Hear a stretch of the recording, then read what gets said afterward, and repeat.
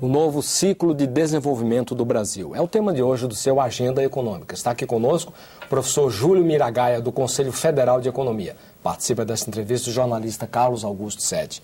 Professor, vamos entrar um pouquinho na questão, aproveitando aí que o Sete levantou essa parte internacional, do BRICS. Eu vou puxar para o cenário internacional. Perfeito. Quer dizer, há uma guerra cambial, né, ocorrendo aí no mundo. O próprio ministro Manteiga já reclamou dessa guerra cambial. Os Estados Unidos e China fazendo jogo próprio para salvar suas próprias economias. E o mundo sentindo saudades de Bretton Woods, né, de alguma ordem que possa reger essa balbúrdia que está aí. Quer dizer, o Brasil vem sofrendo muito, inclusive correndo risco de desindustrialização, né, perdendo o poder de competitividade nas suas exportações, com um real extremamente valorizado. Quer dizer, como é que o senhor vê esse cenário e o próximo governo, o que pode fazer para atenuar essa questão? Realmente esse quadro que você desenhou, Elival, ele é real, né? Existe realmente uma perda de competitividade por parte da indústria brasileira. A indústria tem perdido participação na pauta exportadora do país, ela tem se tornado, tem se primarizado, né? Basicamente com as commodities minerais e agrícolas, mas existem informações contraditórias. Hoje, por exemplo, né, tem uma matéria grande que mostra que nos primeiros 9 meses de 2010, entre os 70 principais países no comércio mundial, o Brasil foi que teve o maior crescimento das exportações. Olha que coisa interessante. 33%. Commodity, não? Pois é, mas 33% a China com 32%. Ou seja, alguns segmentos, e basicamente o setor de commodities, apresentam um dinamismo muito grande. Mas não significa, né, quando a gente fala de perda de participação, não significa que a indústria inteira está, né, deixando de, inclusive, produzir. A expectativa da indústria para esse ano é de crescimento de 11%, acima do crescimento do PIB, né, que deve bater 7,5%. Então, só para relativizar um pouco, né? Porque senão passa aquela ideia de que a indústria do Brasil faliu por conta da taxa de câmbio, e não é bem assim.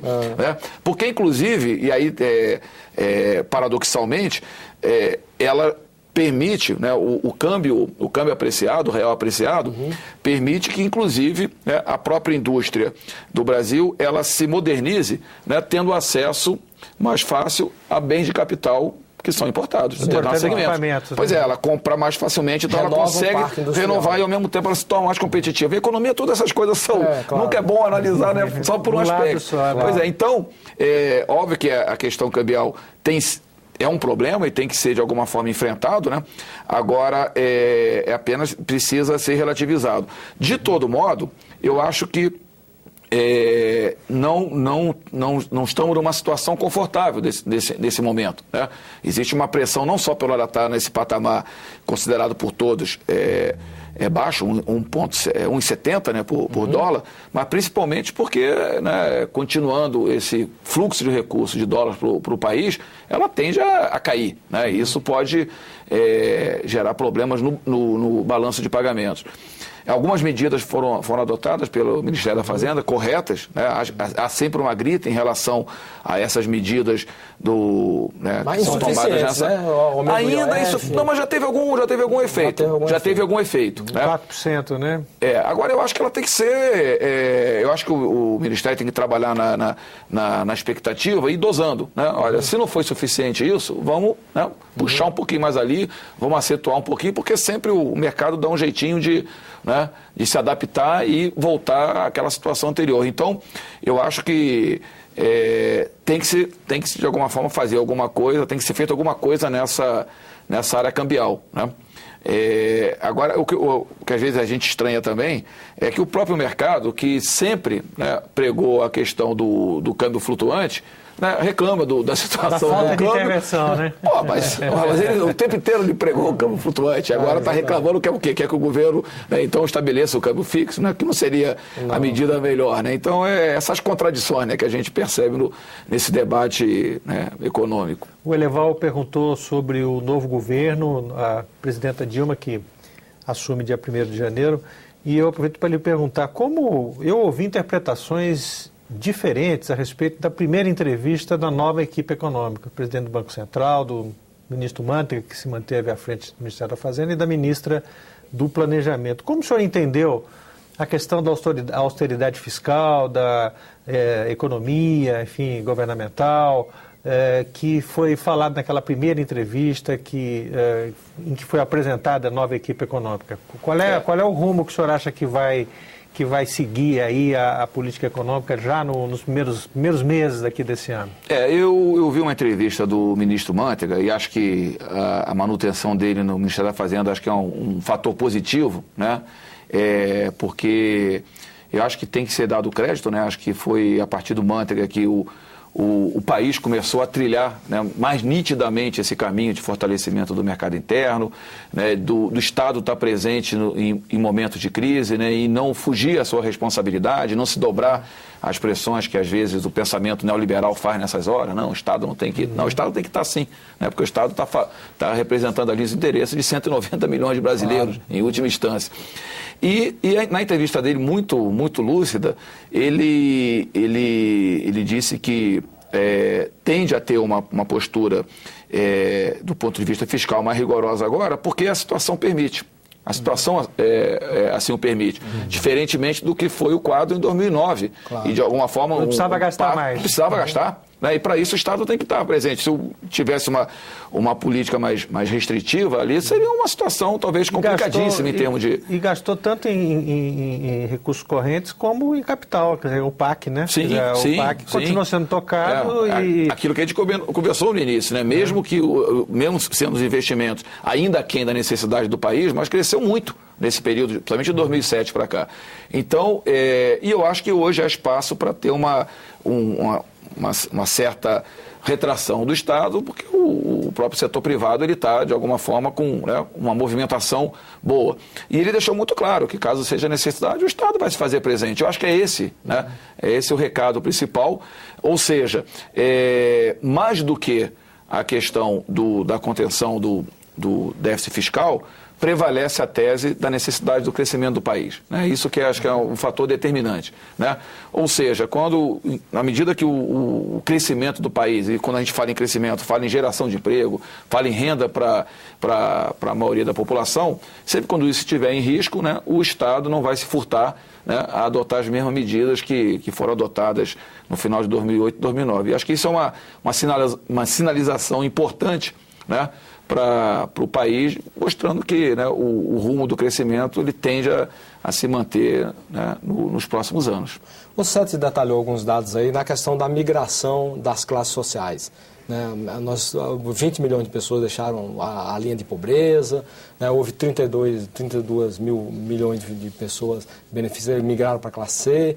Então, houve realmente um movimento grande no Brasil. E há também um esforço do governo na questão da inclusão produtiva. Quer dizer, não só incorporar massa à sociedade de consumo, como também fazer a inclusão bancária, a inclusão até de energia elétrica, aquele Minha Luz, né? Minha Vida, sei lá, Minha Casa, Luz para Todos. Luz para Todos. Uhum. Entende? Então, quer dizer, como é que o senhor vê essa questão da banda larga, a inclusão bancária? Quer dizer, há muito espaço e há recursos para se caminhar mais nessa área nos próximos anos, nesse próximo governo? Acho que sim, né? Eu acho que tem essas apostas, elas têm acontecido e têm sido correspondido. Parte com próprios investimentos públicos, né? Por exemplo, o Luz para Todos, ele conta basicamente com recursos públicos, né? Que possibilita que aquela população que não teria condições, né, de arcar, porque, na verdade, essa população, esse programa está direcionado principalmente às áreas rurais, onde é mais rural, difícil e é mais caro chegar à energia elétrica. Então, se não for o Estado bancar isso, não chega, porque o caboclo que está lá no interior da Amazônia, do Nordeste, ele não tem condição, né, de bancar esse investimento. Então, esses programas são importantes porque, inclusive, né, ao propiciar o acesso à energia, nesse caso específico da energia, permite, inclusive, o próprio desenvolvimento econômico. E o Estado vai ter o retorno, né? Nessas regiões. A gente já tem exemplo de regiões que estavam absolutamente estagnadas em função da ausência de um insumo básico, que é a energia elétrica, e que simplesmente pelo fato da energia está disponível, nessas regiões já começaram a mostrar, né, uma capacidade de investimento, de crescimento, e tem um retorno, porque isso aí resulta em atividades econômicas que vão resultar em impostos e o Estado recupera esse investimento. Então, eu acho que Mas eles contribuem para essa questão do desenvolvimento regional? Com certeza, com certeza. Esses programas têm uma importância fundamental para esse crescimento. A gente estava, inclusive, observando esses dados, só um parêntese, no caso aqui do Distrito Federal, havia uma expectativa de um crescimento da população, não só do Distrito Federal, mas também desses municípios do entorno metropolitano, que ficou 200 mil pessoas abaixo da expectativa, né, da população esperada. Isso é resultado exatamente da melhoria das condições de vida nessas regiões de origem dos fluxos migratórios. Voltou. O Nordeste não necessariamente voltar, mas eles simplesmente abdicaram da ideia de ir para Brasília, né, ir para a Ilha da Fantasia, ir para cá, né, Ilha da Fantasia, eles pensaram assim, não, aqui está ficando legal, né, tem o dinheiro aqui do salário mínimo melhorou, Bolsa Família, aposentadoria rural, essa coisa toda, atividade econômica, comércio das grandes cidades, né? Exatamente. Então, essa população está ficando, vai ficando. Então, o fluxo migratório no país reduziu muito. Então, em função disso, né, desses investimentos em infraestrutura, nesses grandes programas, né, que tem permitido, né, digamos assim, o espraiamento, né, da própria atividade econômica para um espaço maior do território. Quando o senhor falou nós estávamos comentando aqui a questão dos BRICS e da questão do mercado interno desses grandes países que têm territórios grandes, populações grandes e recursos naturais grandes, o senhor falou rapidamente na questão do meio ambiente e eu quero retomá-la, claro, para não se dizer aqui que economia e meio ambiente não guardam uma relação positiva. Com base nos dados oficiais, a taxa de desmatamento é atualmente 74,4% inferior a 2004. E nessa semana foi anunciado que se desmatou a Amazônia, especialmente, 14%. Menos que o ano passado. Menos do que o ano passado. A ministra do Meio Ambiente até disse que ia chegar em Cancún com bastante moral para exigir dos países ricos que fizessem alguma coisa pelo clima também, que o Brasil está fazendo a parte dele. Em que o Brasil avançou nessa área do meio ambiente, associada à questão do crescimento? Nós tivemos um crescimento, né, já falamos dele, do crescimento econômico, o crescimento da renda social, e em que a questão do meio ambiente foi afetada? Nós falamos aqui da expansão, por exemplo, do Centro-Oeste, a economia do Centro-Oeste cresceu à base da soja. Isso significa o quê em termos de desmatamento, em termos de perda nessa questão da economia de carbono, etc.? Essa é uma questão fundamental, né? Inclusive a ciência econômica ela não se furta a fazer essa discussão, né, da questão ambiental.